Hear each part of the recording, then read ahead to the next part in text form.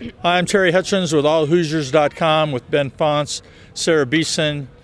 Indiana gets beat by Michigan State on homecoming, 56-17. I know myself, I'm going to go home and watch the tape up until the 5:25 mark of the first half and then probably not watch the rest.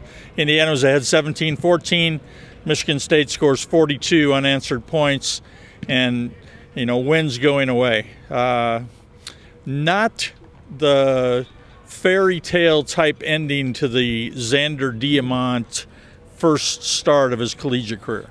No, not quite. He ended up totaling 11 passing yards on the day and played through the third quarter and the first series of the fourth quarter. So he played pretty much a full game, only was able to get 11 yards. I mean, he just didn't look comfortable pretty much the entire game. Even when he was getting out of the pocket, he seemed to be trying to make things go quicker than they should.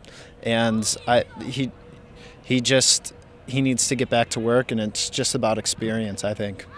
I mean, I'm not sure what anyone can really expect. I mean, this is a kid that a week ago thought he was redshirting, and then all of a sudden he's playing the number 8 team in the nation on national television in front of an announced crowd of 44,000.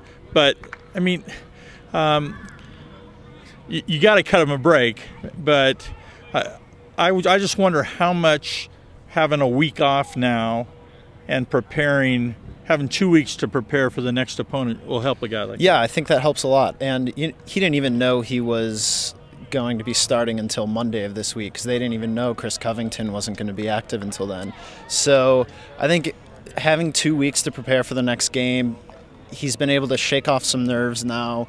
But the problem is going to be going into the Big House. They're playing at Michigan in 2 weeks.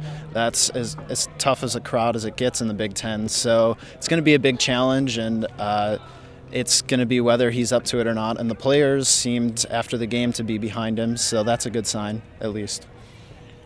17-14. Xander Diamant scores on a 9-yard run, and you're like, what's going on here? But then Michigan State comes right back, gets a 68-yard pass down the field, regains momentum. It was amazing how quickly that momentum changed. Well, we also saw it last weekend at Iowa. Iowa they thought the defense was going well, had 3 stops. Iowa scores a touchdown right before halftime. We saw it again here today. The momentum was building. You would have thought that after halftime, like we saw last week, maybe they would come back and try again. But again, it's all about momentum these past 2 weeks and what they're able to do right before halftime before they have that break. Little under 5 minutes to go in the game. Jason Spriggs goes down. A long period of time on the field. He's put on a board, carted off.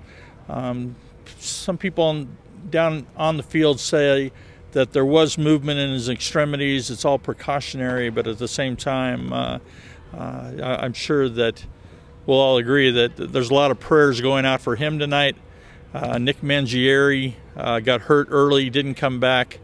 And so, again, 2 weeks hopefully will help all of those things as well.